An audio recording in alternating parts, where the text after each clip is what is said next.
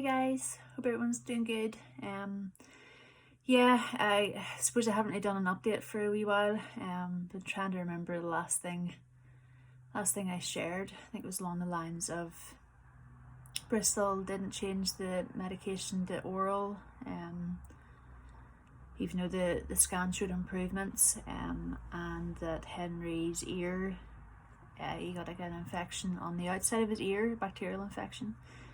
So he was taking a medicine called flucloxacillin, which is like fluorescent pink, through a syringe 4 times a day. And initially it was 7 days, and they actually decided to stretch it to 10 days and then 14 days. So it's finished now. His ear is healed, which is amazing. After a few days, we understood more about why Bristol decided what to do. Like, they wouldn't change the medication, but we're happier with that now. And bottom line is Henry's getting it through IV, which is probably the best way he can get it to treat these lesions in his chest. So we didn't grasp that reaction quick enough. We were just a bit miffed, because we've got such good news, and then all of a sudden it was like, oh, okay, down again. So but now we're settled. We're continuing in the hospital. His next CT scan is Wednesday next week, so it's actually come around quite quick. And then we should get the results probably the Friday after that of that week. So please pray that I'm praying that all the lesions are gone. I just don't really know how many there were in the first place, but I'm praying that whatever's there has been treated, and he's healed of that now. So yeah, that's where we were at, and that's what's kind of ahead. But the last 4 days or so have been, there's no word for it, it's just been awful. Henry hasn't been good at all, and it's just like a combination of quite a few things. The last sort of week he was on flucloxacillin. I hate saying that. I keep trying to get the names of the medicines right, but the last week he was on that, his wee skin, and it's particularly in his cheeks, broke out, and wee cuts and wee tiny blisters. And for a long time we weren't really sure what it was, or we just kept saying, is it okay for us to put moisturizer on it? And they were happy enough, so we kept doing that, but just never didn't get worse, it just never got better. And because the ward is so warm, he's probably itching more. When he gets worked up and cries, his tears maybe even agitate it. But because it's so warm, I've just had him in a vest and wee shorts, so he's more access to more of his body by scratching. So his wee left arm is broke out now too. So we got the skin doctor came in to see us yesterday. I'm sure there's a better term of that doctor than me saying skin doctor, but it was too many terms for me to remember at the minute. So he came in. David was in with Henry. I'll explain later like what's been happening in terms of who's up in the hospital and Henry stayed in, but he came in and he's confirmed it's eczema or eczema, and we've been given quite a few creams to use. One steroid based cream, which is once a day, and a moisturizer kind of one that's 3 times a day, and then other stuff that we have to use to wash Henry now. So he's on it in his face for 5 days, I think. We've got like a whiteboard in the room. We've wrote everything up on it now. There's just so much in our heads. We have to note it down. So he's on this for his face for 5 days. His body, anywhere that's cut on his body, for 7 days. But already this morning it's showing signs of improvement. It was started yesterday, last night really, and he hasn't really been scratching too much. He took Pyridine yesterday afternoon, which kind of knocked him out quite a bit, but it's prevented him from scratching. So that's going in the right direction. But he's had a really upset tummy. I don't really know what caused it, whether it was just all the medication or what, but he's had a really dodgy tummy, not eating and drinking the same, which is really unlike Henry. Like, if anybody knows him, they know that's definitely not Henry. He's usually eating non-stop. So I've just been getting a bit concerned he's just not thriving, and he's not himself. So he's been hooked up to more fluids lately, to make sure he doesn't dehydrate. And apologies, but like he's had really bad nappies. I know that's too much info, but really bad nappies. So I'm hoping whatever is in his system that's bad is getting out of it. He's been on paracetamol quite a bit, particularly at nights because he's just not sleeping. The first night he didn't really sleep at all.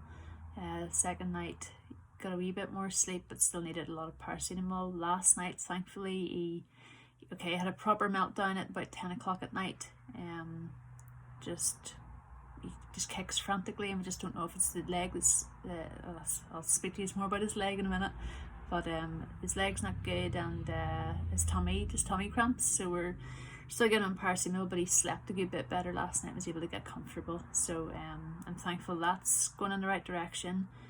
He woke up not crying this morning. He slept into 9 o'clock, which was amazing. I sort of woke up and I was like, oh my goodness, like they hooked the line up at 7 because he's still on the infusion for his meds for his fungal infection in his chest. They usually start that at 7, so by the time we woke up, most of it was nearly done, which was bizarre, because he usually wakes up for that. But I'm glad he got that bulk of rest because he's a wee bit more himself today. But then, can't even remember what day it happened, but he's injured his ankle. I know I put up an Instagram story and Facebook story that wee photo. He injured his ankle. He was on his trike and he got his foot caught between the pedal and a step or something. So, David's blaming himself, but I keep saying don't. It's a typical toddler accident. The doctor said it's a toddler typically wouldn't have got an injury from it, but it's just because Henry's condition, his bones are a wee bit softer apparently, so it's called a buccal fracture. It's like a wee slight bend in his bone. So the doctor says, just put a plaster on it to ease the pain. So I just didn't grasp in my head what plaster meant, because all this sort of happened whenever David was with him in the afternoons, because he's not really allowed home during the day anymore until his fluid intake improves, which we're happy enough with. They can keep a close eye on him then, but it's not just a plaster, it's like a full leg cast. So I think Henry's just going like, what's going on? He's just always wanting to be on the go, and now he's just not really, he can't. The doctor says he probably will, once he's on his feet again, he probably will try to walk on it, but I'm not too sure how that would look. But I would love him to. Like thankfully, because it's not a proper fracture, he only has a cast on for 10 days. But like all along throughout this journey, I kind of want Henry to stay strong and thrive and keep as mobile as possible, because he is in the cot quite a bit in the mornings in the hospital until he gets his meds done. But anytime we get him home, he's just not wanting to sit down. He's just running about. So it's just because Henry has been doing so well. It's just recently, these last few days, just he has not been himself. It's just been really tough to watch, because he's never really been, even with everything that he has, typically he's never shown any real symptoms, so he's always been pretty well. But these last few days has been the first proper time we've seen him just not himself, like really not himself, and it's been tough and exhausting and testing, and I guess I got very frustrated and confused by all this. It's such a tiny wee body and amazing wee boy that he has to just go through all this. It just doesn't, typical. It just doesn't seem fair. I know it's not about fairness. It's just so cruel. Watching, and like he can't tell me what's hurting him. It's just heartbreaking to see, and I suppose it's just any loved one in pain and not being able to really do anything about it. So yeah, it's been really tough. I've really lashed out at God. Ashamed to say, but I know that you always lash out to those closest to you, and we've drawn very close to God since all this started. And I just I kicked off at him, shouted all sorts which I'll not repeat. Just broke my heart, really feeling it break. And I know God's heart's breaking too, and I've been reminded by some lovely people that's that's the case, and God isn't causing all this. It's just, you kind of just lash out, and I suppose you would just want to find someone to blame. And I just want my son healed and through all this, and just felt of it. It's just too much to handle. And I found it tough, but poor Henry, he's the one going through it. So yeah, we're still clinging to God. We've not lost faith. Like, we'll never, like, we just get moments in us because we're just human. Everybody does. Some things are just so confusing that I'll never understand. I know I keep saying there's purpose to pain, but sometimes it's just like, okay, that's just a wee bit too much pain now. I can't take anymore. And I'm so glad I'm not crying now. Like, the last few days, I just haven't been able to stop crying. And I find it very tough leaving Henry up there, although David's with him, and I adore their relationship together. I know when he gets older there'll be a right double act. But it's just been very tough and exhausting, and that's why I haven't really done any updates. And I really haven't replied to too many of the messages I've been receiving. So sorry. I'll get back to as many people as I can.